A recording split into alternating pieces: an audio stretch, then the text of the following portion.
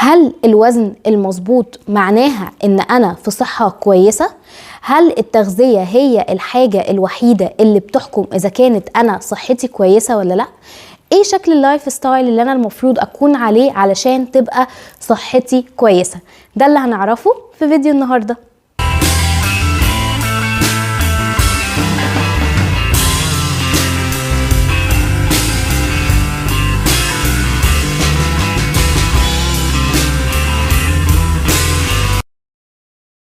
اهلا بيكي، معاكي دكتور نورهان لطفي، اخصائيه التغذيه الحدسيه ضد الدايت، واللي عن طريقها بعلمك ازاي تعيشي حياه صحيه ولكن بدون اي دايت وبدون اي حرمان واي ضغط على الجسم. قبل ما نبدا فيديو النهارده ما تنسيش تعملي سبسكرايب للقناه وتفعلي زرار الجرس عشان يوصلك كل جديد بينزل من القناه.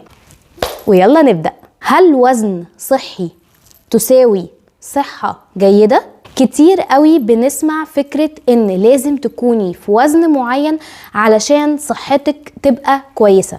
احيانا كتير ممكن نروح للدكتور، الدكتور يقول لنا ان انتي محتاجة تنزلي وزنك شوية لو انتي عندك حاجة زي مقاومة انسولين، عندك تكيسات مبايض، عندك خشونة في الركبة، عندك مشاكل في ظهرك، عندك اي مشكلة من اي نوع. بيبقى اول ريكومنديشن من الدكتور واول توصية من الدكتور لازم تنزلي وزنك. ولكن هل دي حاجة مظبوطة؟ للأسف ان ده مش دايما بيبقى مظبوط. نزول الوزن او الوزن في حد ذاته مش هو المعيار الوحيد للصحة. وهنا خلينا نركز اكتر، يعني ايه اصلا صحة؟ صحة مش معناها بس خلو الشخص من الامراض، ولكن الصحة معناها ان هو يكون في حالة مستقرة بدنيا ونفسيا.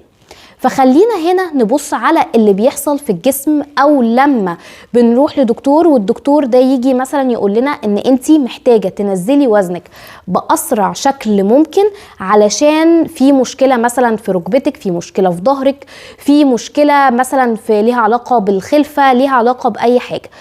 ولكن خلينا نبص على الموضوع من باب أعمق شوية، وهنا هنبص على الموضوع من ناحية تانية. ايه اللي بيحصل لما بيتم الضغط عليكي بان انتي لازم تنزلي وزنك بسرعة؟ وقتها بتلاقي نفسك ان انتي بتروحي تعملي نوع من انواع الدايتس القاسية، هتعملي اي نوع محتاج ان هو ينزلك في اسرع وقت ممكن. فوقتها عمرك حتى ما هتروحي لدايت متوازن او هتروحي لطريقة اكل متوازنة، هتلاقي نفسك تبقي عايزة دايما وبتدوري على الدايت اللي هينزلك 5 كيلو في اسبوع، 6 كيلو في اسبوع، خسي 15 كيلو في شهر واحد، الارقام الكبيرة قوي دي. ليه؟ علشان انتي اصلا اتحطيتي تحت ضغط ان انتي لازم تنزلي وزنك باسرع ما يمكن. وهنا ده بيعمل لنا المشكلة اللي وراها، ان انتي عند وقت معين او لما هتيجي تاكلي طبيعي تاني، ان مفيش انسان طبيعي هيعيش بالديتوكس، هيعيش بالحاجات الحاجات اللي زي دي، فما هتلاقي نفسك بترجعي لوزنك القديم تاني بصورة أسرع، وهتزيدي عليه حتة كمان. فخلينا هنا إن بدل ما كانت مشكلة واحدة اللي هي مشكلة الوزن مثلا، أو مشكلة صحية معينة هي اللي عندنا، لا احنا حطينا عليها مشكلة تانية، وهي مشكلة الويت سايكلينج، او نزول وطلوع الوزن كل شوية. ده بيبقى ليه تأثيرات كبيرة جدا جدا جدا على الصحة. زي ايه التأثيرات دي؟ اول حاجة ان فكرة اصلا الدايت لوحده بيحطك تحت ستريس وبيحطك تحت ضغط نفسي. وفي دراسة اتعملت ان الناس اللي بتعمل دايت عموما بيبقى عندهم نوع من انواع الكورتيزول الليفل العالي، او هرمون التوتر بيبقى دايما عندهم عالي. كورتيزول ليفل عالي معناها ان انا عندي شراهة عالية، عندي التهاب عالي في الجسم، ودي حالة الجسم مش بيفضلها ابدا. فالحالة دي بينتج عنها في الاخر امراض زي الكارديوفاسكولار ديزيزز، او الامراض اللي ليها علاقة بالقلب زي امراض السكر، الضغط، انسداد الاوعية الدموية، زيادة في الكوليسترول، الحاجات اللي زي دي. كمان فكرة الويت سايكلينج ليها علاقة وطيدة جدا، وهحط لينك الدراسة تحت في الديسكريبشن بوكس لو حد عايز يبص عليه، ان ليها علاقة بزيادة الدهون الحشوية اللي موجودة في منطقة البطن، نتيجة ان طلوع ونزول الوزن اللي بيحصل ان اغلب الدهون بتتكون وبتتخزن في المنطقة اللي حوالين البطن، او الدهون اللي هي بتبقى الحشوية. والدهون الحشوية بتبقى من اخطر انواع الدهون اللي لما بتبقى موجودة بتدي انديكيشن ان الشخص ده صحته مش افضل حاجة، وان هو عرضة ان هو لا قدر الله يجيله مقاومة انسولين، ان هو يجيله سكر من النوع التاني. فهنا الدايت ما عملش حاجة غير ان هو زود الطين بلة. طيب السؤال دلوقتي، طب انا المفروض اعمل ايه؟ يعني انت دلوقتي جايه تقولي لي ان الدايت بيخلي الدنيا اسوأ، وفي نفس الوقت الدكتور بيقول لي ان انت لازم تنزلي وزنك علشان تبقي في صحة احسن. خلينا هنا ندور على ما وراء الوزن.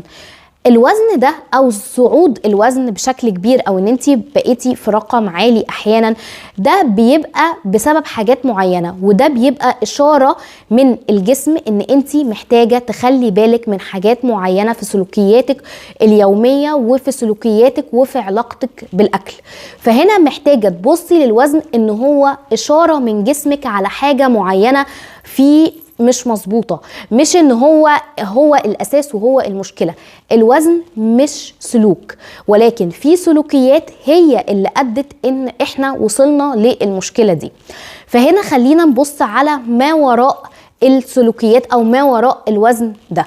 هنلاقي ان احنا عندنا ممكن يكون عندنا نوع من انواع الاكل العاطفي، عندنا دايما حتة العلاقة السيئة بالأكل اللي نتج عنها شراهة موجودة على طول، ان احنا بنعمل دايت ووراه شراهة، نعمل دايت ووراه شراهة، وده بيخليكي دايما في حالة كده على طول ان جسمك على طول بياكل اكتر بكتير.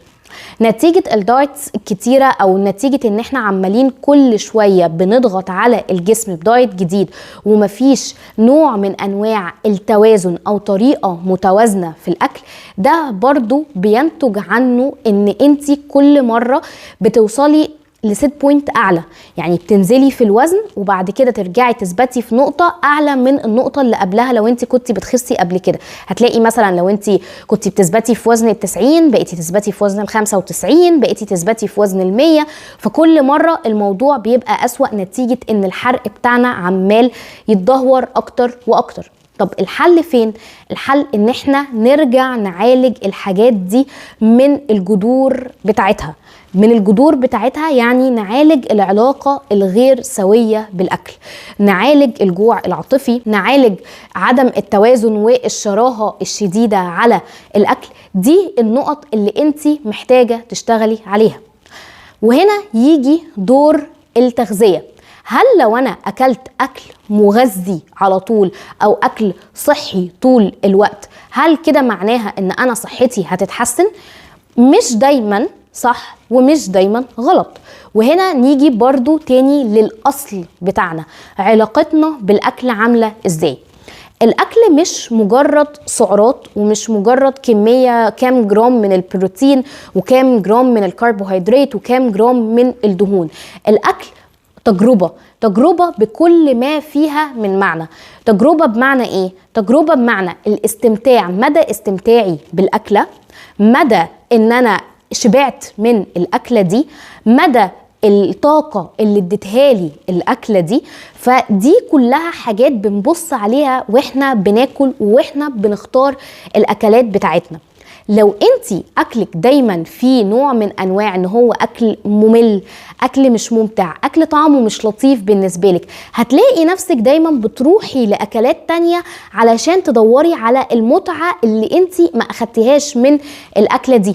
لو انتي بتجوعي نفسك زيادة عن اللزوم هتلاقي نفسك بتروحي لأنواع معينة من الأكل بكميات كبيرة علشان تعوضي الجوع اللي حصل عندك. فوقتها مش الأكل المغذي أو الأكل الصحي هو العامل الوحيد اللي بنبص عليه، هو عامل مهم جدا جدا جدا، ولكن من ضمن عوامل لازم نحطها في الحسبان وإحنا بناكل. فخلينا نلخص الكلام كده بالراحة ونقول في خطوات بسيطة ايه اللي احنا محتاجين نعمله علشان نرجع لو عندنا مشكلة صحية معينة نرجع صحتنا احسن، او ما نركزش بس على الوزن ولكن نركز على ما وراء الوزن.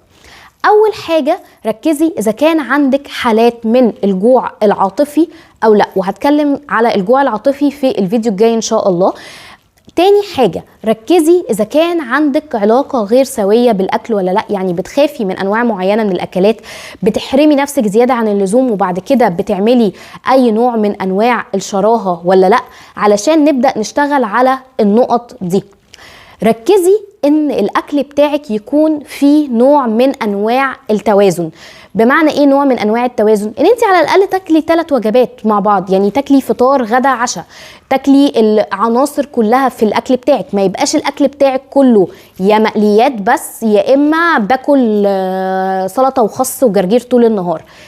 مش كده ومش كده، ما نبقاش دايما في نقطه يا ابيض يا اسود، نخلي فيه حاله من التوازن.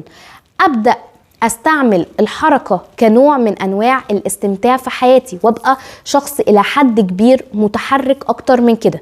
لو ركزنا على الحاجات دي هنلاقي ان الصحة بتاعتنا الجسدية بتتحسن اكتر بكتير.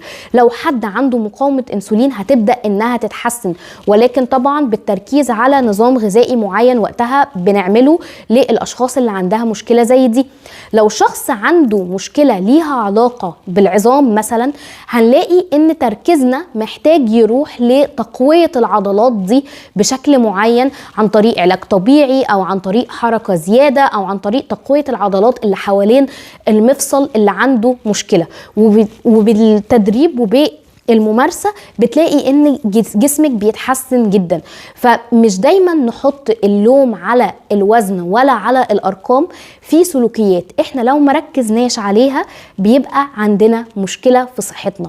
الوزن مجرد اشارة مش اي حاجة تانية، هو عارض لحاجات اعمق بكتير محتاجين ان احنا نبص عليها. اتمنى ان فيديو النهارده يكون عجبكم وان انت تكوني استفدتي بشكل كبير وقدرتي تنفذي وتطلعي منه بخطوات عمليه تقدري تطبقيها. ولو عجبك الفيديو ما تنسيش تعملي سبسكرايب للقناه وتفعلي زرار الجرس عشان يوصلك كل جديد من القناه، واشوفك في الفيديو الجاي.